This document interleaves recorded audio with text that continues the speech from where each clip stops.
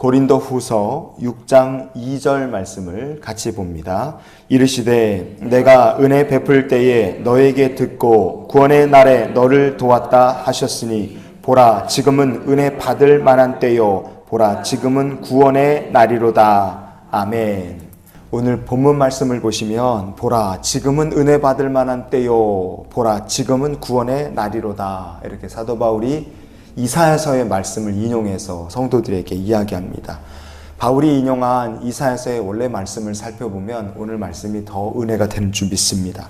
이사야 49장의 8절 말씀 같이 한번 보시겠습니다. 은혜의 때에 내가 내게 응답하였고 구원의 날에 내가 너를 도왔도다. 내가 장차 너를 보호하여 너를 백성의 언약으로 삼으며 나라를 일으켜 그들에게 그 황무하였던 땅을 기업으로 상속하게 하리라. 아멘. 하나님께서 앞으로 지난날에 도우시고 구원하신 것처럼 앞으로도 주의 백성들을 보호하실 것이며 언약을 따라서 그들을 일으키실 것이고 땅을 기업으로 주시겠노라 이렇게 약속하셨어요. 마치 아브라함에게 언약을 주신 것처럼 그렇게 말씀하십니다. 그런데 이렇게 귀한 언약을 하나님으로부터 약속받은 사람들, 이스라엘 백성들은 세상에서 어떠한 처지, 어떠한 상황에 놓인 사람들이었는가?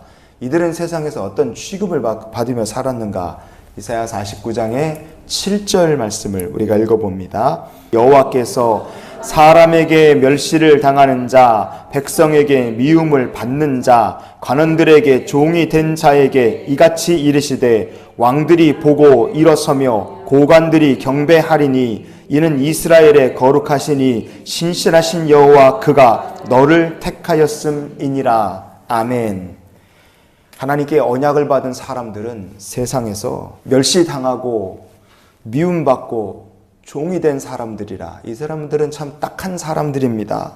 왕과 고관, 관원들이 언약을 받은 이 사람들의 목덜미를 꽉 움켜쥐고 있는 것처럼 완전히 종노릇하며 사는 사람들이었어요.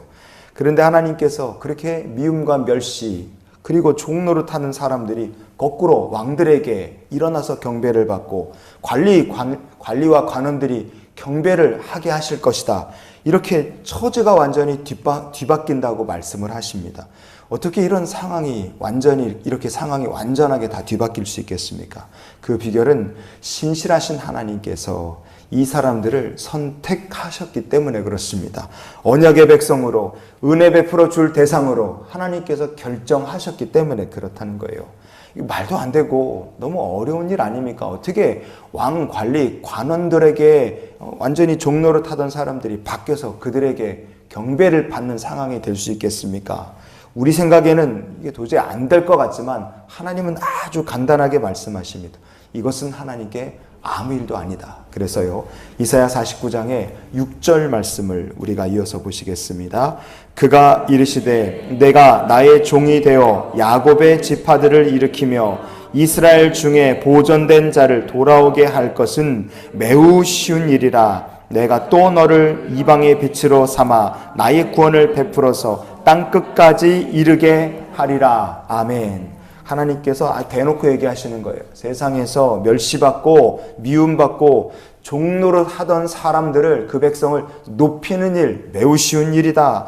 바벨론에서 포로 살던 사람들 돌아오게 하는 것도 매우 쉬운 일이다. 그들을 높여서 이방의 빛으로 삼는 것도 매우 쉬운 일이다. 이거 전능하신 하나님께는 아무것도 아니라고 말씀을 하십니다.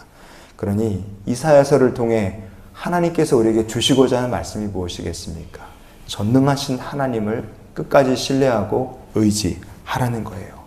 너희에게 은혜를 베푸시고 구원의 날을 허락하실 신실하신 하나님을 의지하라는 겁니다.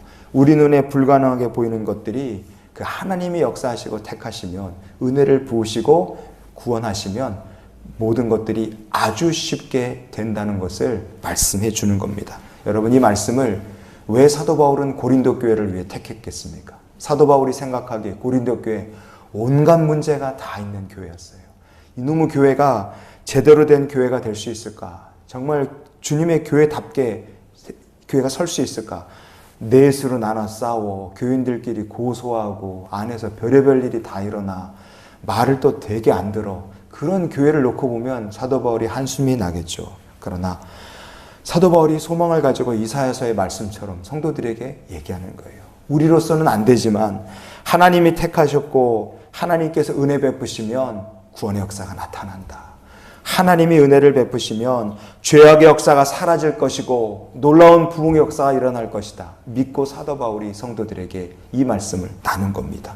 그리고 고린도 교회는 사도 바울이 소망한 것처럼 그렇게 고린도 전서의 그 어마어마한 문제들을 다 극복하고 선교하고 영혼 살리는 엄청난 교회로 고린도 후서를 보면 변화되어 있는 것을 볼 수 있습니다. 고린도 교회니까 가능했던 것이냐? 그렇지 않습니다. 하나님께서 은혜를 베풀어 주시면 우리에게 오늘도 구원의 날의 역사가 일어나게 될 줄 믿습니다. 하나님께서 성도에게 은혜를 베풀어 주시는 그날이 바로 구원 베풀어 주시는 날이기도 해요.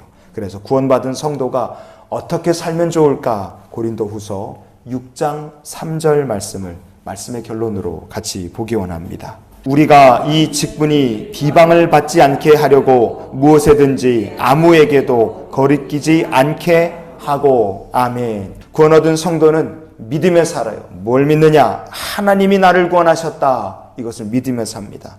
구원 얻은 성도는 하나님께서 나를 하나님과 함께 일하는 자의 직분을 맡기셨다. 나에게 그런 직분을 맡기셨다. 구원 얻은 자는 이것을 믿음에 삽니다. 이것을 믿으니까 삶의 모습이 어떻게 되겠어요? 자연스럽게 하나님의 영광이 내 삶에서 가려지지 않도록 아무 일이든지 거리낌 없이 최선을 다해서 하나님을 섬기며 삽니다. 그렇게 사니까 구원하심과 하나님과 함께 일하는 자로 부르심을 받았다. 이것을 믿기 때문에 모든 상황 속에서 하나님을 위해서 일하는 일꾼으로 자처하며 사는 거예요. 우리가 그렇게 살 때 매일매일 우리의 삶에 하나님의 은혜의 때와 구원의 날을 우리가 맛보며 살게 될 줄 믿습니다. 그래서 우리가 이런 기도로 오늘을 살았으면 좋겠어요. 하나님, 오늘도 우리에게 은혜를 베풀어 주시며 주의 구원의 날에 일꾼으로 사용하여 주시옵소서. 고린도 교회에 은혜를 베푸시고 고린도 교회를 정말로 귀한 교회로 바꾸신 것, 사람으로는 불가능하지만 하나님의 은혜 가운데는 아주 쉬운 일이었다는 걸 우리가 잊지 않았으면 좋겠어요. 그 하나님 말씀하신 구원과 변화와 은혜의 역사가 오늘 우리의 가정과 자녀들의 삶과 우리의 신앙의 여정에 천국 가는 그날까지 함께 하시기를 주의 이름으로 축원을 드립니다.